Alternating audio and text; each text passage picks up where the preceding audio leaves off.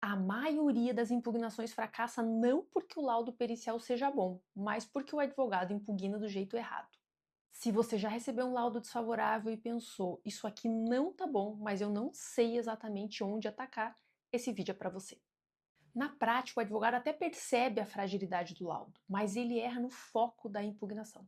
E aí, quando isso acontece, o resultado é sempre o mesmo. O juiz não revisa o mérito, o perito não recua e o processo segue caminhando do mesmo jeito que caminhou até ali. Ou seja, o juiz trata a tua impugnação como mero inconformismo e tudo fica exatamente como estava. O problema não é você discordar do laudo, o problema é você demonstrar de forma técnica e objetiva por que aquele laudo não se sustenta. Eu vou te mostrar agora os 5 erros mais comuns que tornam uma impugnação ineficaz e, principalmente, como evitá-los. Erro número 1: atacar a conclusão sem desmontar o método. Discordar da conclusão de um laudo não invalida ele. O que invalida um laudo é demonstrar que o caminho percorrido pelo perito até a conclusão é falho, incoerente, inconsistente, inadequado, desprovido de base científica, desprovido de fundamentos e argumentos técnicos científicos, ou seja, ausência de premissa científica. Sem apontar as lacunas técnicas, as inconsistências, as incongruências, as omissões técnico-científicas, a impugnação ela já nasce fadada ao fracasso. Lembre, o juiz ele não tem condição de avaliar o mérito técnico em matéria médica. O que ele avalia é a consistência do raciocínio pericial e do laudo. Erro número 2: tentar corrigir na impugnação falhas que vieram muito antes da perícia. Aqui entram problemas que se repetem: ausência de estratégia pericial, teses científicas furadas, quesitos mal formulados, ausência de médico assistente técnico. Muitos laudos são desfavoráveis porque as teses científicas elas foram mal elaboradas desde o início. E eu não estou falando da tua tese jurídica, que eu sei que você domina. Estou falando da tese científica, que dá fundamento para o perito poder trabalhar. E aí, na impugnação, o advogado ele tenta exigir respostas que nunca foram adequadamente perguntadas. Ele tenta fixar e firmar teses que nunca foram devidamente sustentadas lá na petição inicial, lá na contestação.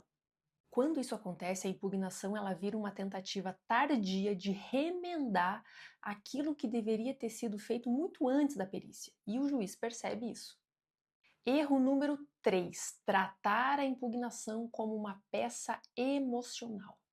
Expressões genéricas como pasme excelência, conclusão absurda, laudo imprestável, por mais fortes que elas tentem ser, elas não substituem a análise técnica. Sem demonstração objetiva do erro, a impugnação ela se transforma em opinião. E opinião não invalida prova pericial. Um ponto importante: jamais ataque a pessoa do perito, ataque o laudo e seus argumentos. É muito mais efetivo, elegante e evita desgastes desnecessários nos autos. Erro número 4: confundir erro técnico com divergência interpretativa.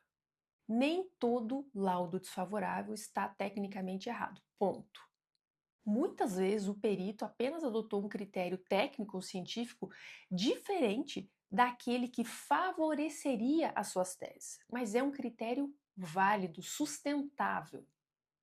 Quando o advogado ele não percebe esta diferença, ele ataca o laudo de forma errada e ele perde a oportunidade de apresentar um outro critério, um outro parâmetro técnico-científico que ele é mais favorável e que por alguma razão o perito não utilizou. O advogado ele perde a oportunidade de abrir brecha para esse debate.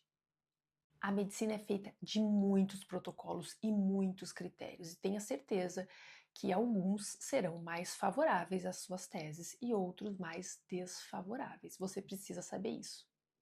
Erro número 5: ficar preso apenas às formalidades do artigo 473 do CPC. Apontar apenas que o laudo não observou o artigo 473 do CPC não faz o perito voltar atrás quanto ao mérito.